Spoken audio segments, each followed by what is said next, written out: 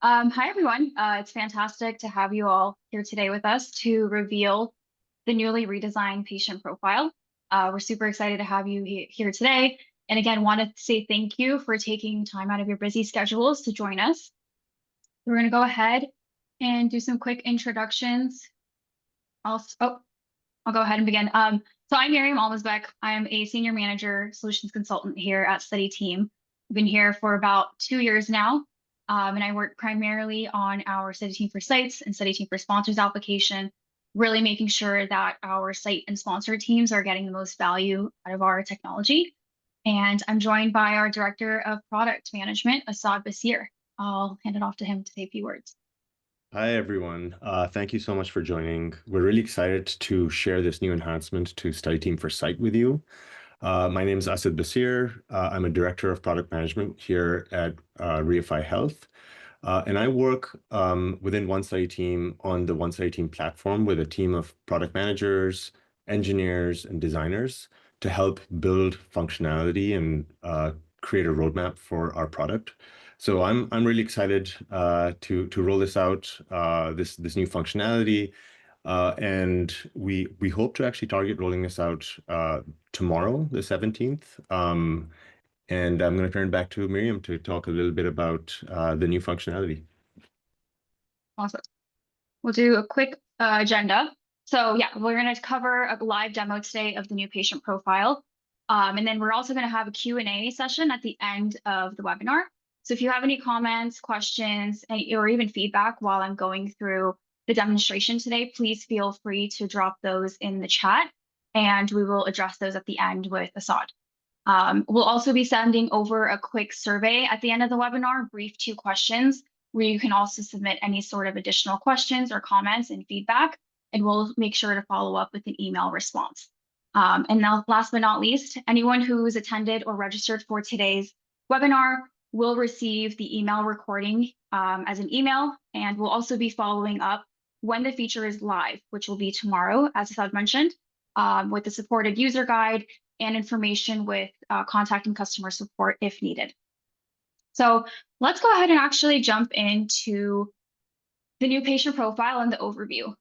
So as research and site coordinators, you guys are on the front lines of clinical trials, and we know that managing patient information can often be a huge challenge for you all, especially in the early stages of pre-screening and recruitment. So that is why we redesigned the new patient profile to, again, really streamline your daily workflows, giving you quicker access to the information that you need and providing you with richer clinical data that will help you recruit with confidence. So this modern intuitive design that I'm going to show in just a bit really is meant to minimize the administrative burden and empower you to work and provide high value care for patients. It also does position our software study team for future enhancements. So we're going to go ahead and begin. Let me stop sharing my screen and hop on over to the new patient profile. So when we were thinking about the redesign, we really thought about 2 key objectives for the new redesign. Number one is the modern intuitive design that will really enable you all to have a much more call to action centric approach within the application. So what I mean by that is we've actually created and enhanced a lot of the call to action buttons within the application, whether it's adding to timeline, right? You can now edit timeline notes within the patient tab. Within the patient trial tab, you can also now see a lot more, again, call to action centric buttons. Adding to timeline, updating statuses are much more visible. Trial labels are much more visible, and you can actually quickly add those much more easier now. All with, obviously, the main objective is for you to be able to recruit and screen with confidence within the application. And number 2 is really to bring in that richer clinical data within the application that has not been in there before. So we have now actually enabled referral vendors to send in richer clinical data in structured formats such as conditions, family history, medications, observations, allergies, immunizations, you name it. So all of those structured clinical details that are in there are going to be able to empower you to recruit with much more confidence now.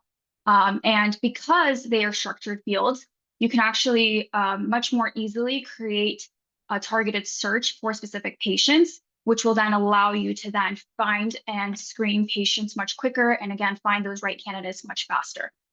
So if you actually go into the specific all sites patients tab, you're going to be able to see all of those new additional clinical fields and filters.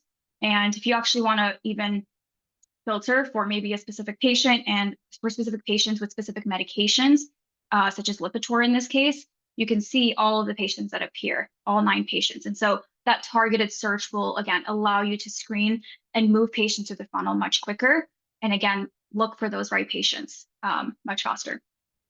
In addition to the richer clinical data, we've also integrated medical documents now within the application. And so we offer the medical documents such as health summaries, medical summaries, health screening records, especially from our partner Future of Medicine program.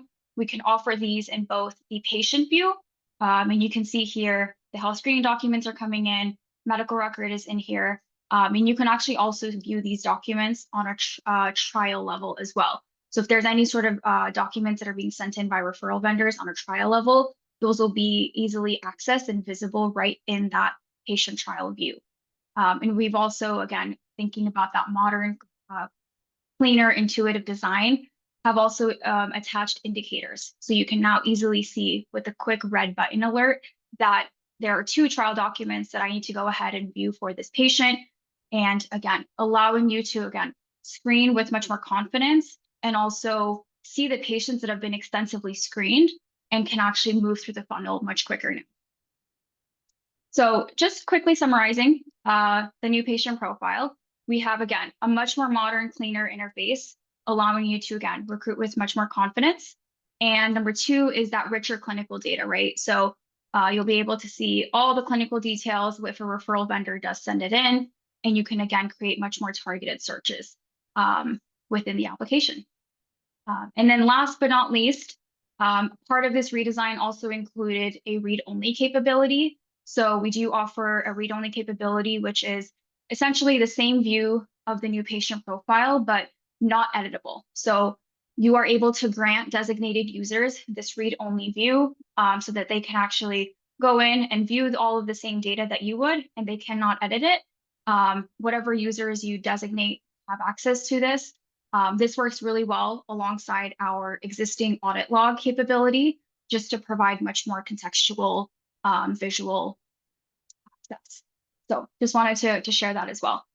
So yeah, I think that concludes our demo of the new patient profile. We do also have a Q&A session, and I'm going to actually hand it off to Assad, who's going to cover some frequently asked questions that you might have, and then we'll make sure to address any sort of questions that came in live in the chat. Off to you, Assad.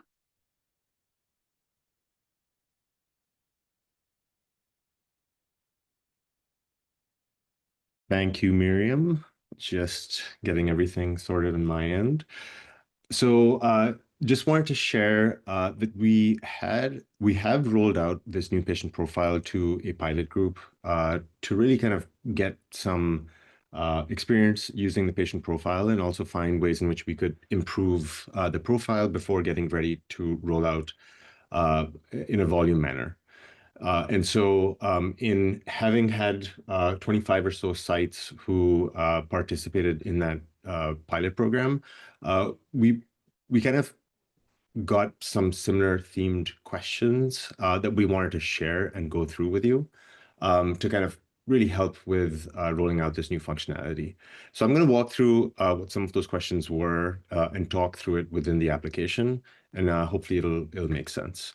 So one of the most common questions that we received was around a feature that used to exist in the patient profile, which is the close button that currently appears in the patient's profile. So today, if you look at the patient profile, given the amount of kind of rich context of data that we're providing, we've dedicated a page to this profile. And there's additional navigations through trials and things of that nature. And so we don't have that closed profile button anymore. However, in order for you to go back to where you came from, you can use the browser back button as a way of getting to where you were previously. So, as you go deeper into the profile, the back button will kind of take you one step back and ultimately get you to the trial board or the patient listing page. One other option that you could have if you've done a lot of discovery and are deep inside a patient's profile is you could always go back to the specific trial to get back to the trial board or to the specific patient listing page. So I just wanted to call that out, that button that you're probably pretty accustomed to seeing on the top right doesn't exist anymore. You could use the top navigation to get back to your starting point, or you could use the browser's back button as another way of navigating. With this rollout and this attention to the clinical details, one question that we got asked was about the research indications functionality. So with this new release, we are sunsetting the research indications functionality as it exists today. And I'll give you a little bit of background on the research indications functionality. So in general, this feature has been used to capture diagnosis of some form in the patient's profile. And we have three other areas in which diagnosis can be captured. So first of all, we do have the conditions section that is much more visible now in the patient's profile. So this would be a way in which you could capture diagnosis on the patient. We also have trial labels that are related to this patient that are trial specific, but we also have patient tags that are sometimes used by sites. So it's kind of a combination of these three fields that you could use instead of using research indications, as this functionality has become a little bit redundant. With that said, we know that you've been using research indications in the past, and you have patients with information under research indications. And so we will still surface the research indications applied to any patients who are currently in the system. And you will also be able to filter by research indications, given that there is historic data tied to patients in the system. So I just want to kind of talk through that on the research indication side. Another question that we received was, why can't I add new clinical facts to the patient's profile? So let me go into a patient and talk a little bit about this. So some of you may have already used the diagnosis field that was available, but it was a little bit hidden and not really fully integrated into the patient's profile. That field has actually been replaced by this conditions field. And when I say it's been replaced, essentially any patient that previously had a diagnosis entered in, their data would be now visible underneath conditions. And you can still add conditions using this dropdown onto the patient's profile.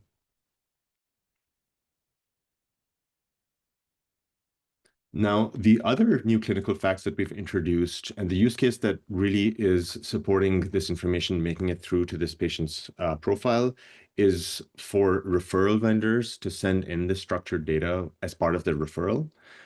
We haven't enabled the ability for you to manually enter in this information into the system at this point.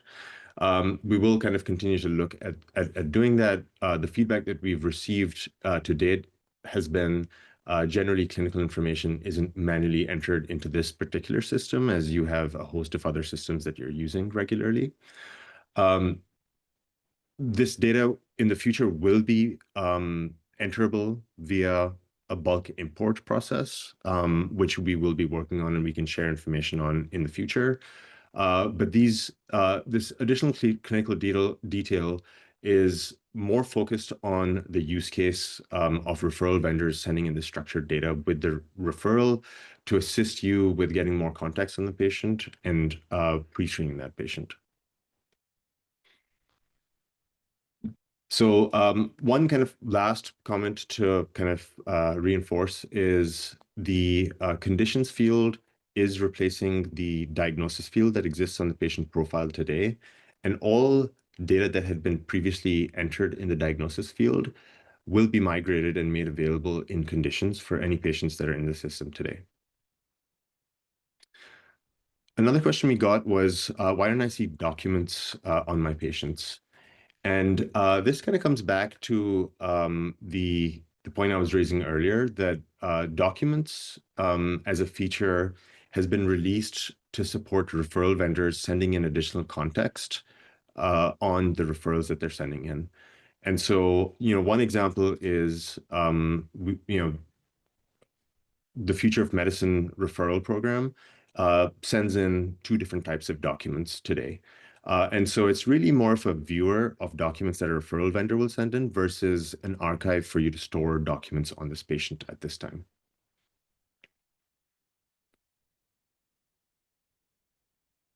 All right, so I'm going to look into any questions that we have received via the chat to address. Will the new patient profile change the way we import patients? We currently use the bulk import function. So the bulk import function currently will work as it does today. So that will be available to you. We are looking at making improvements given the scope of the data that we are now making available in the system, so the richer clinical data.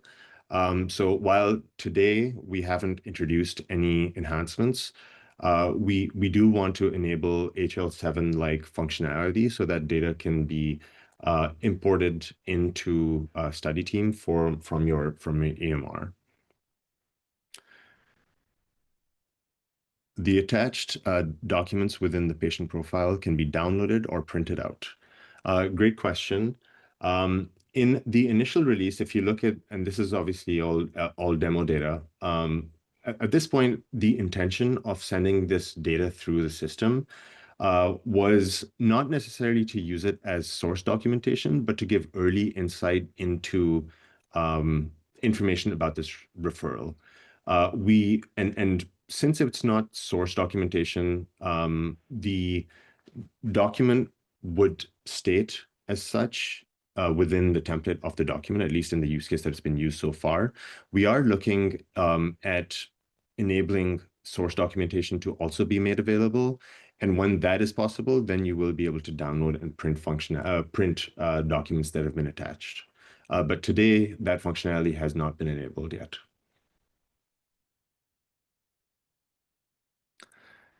Can we store documents in the patient information section, or is this specifically for referral vendors? So today, it is specifically for referral vendors to send in additional supporting documentation for referrals. With that said, we will be looking at the ability for sites to be able to upload and store documents on patients within the system as well.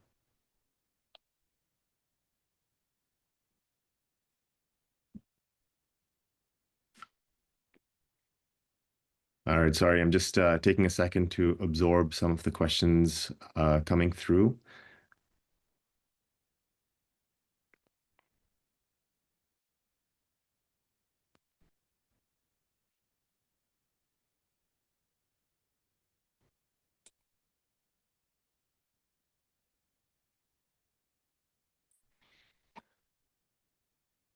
Site host.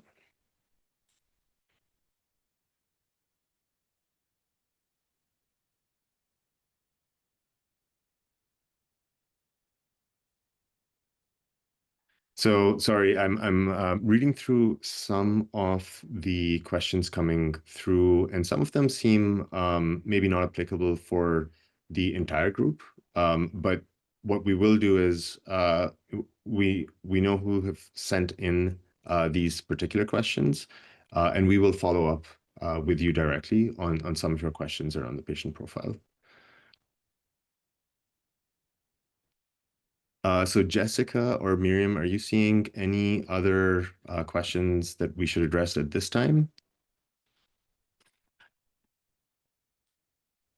Yeah, I'm going through them right now too. I think the one that just came in from Rachel. This will be released tomorrow. That is the plan. Yeah, so we're targeting releasing it out tomorrow. Hopefully, you've already seen some banners within StudyTeam for Site indicating that this is coming. And when we do release this, we will also make this recording available within the application. We'll have additional documentation as well. And you'll also receive an email before we actually roll out the functionality. But expect that this actually will be going out this week, and our plan is hopefully tomorrow.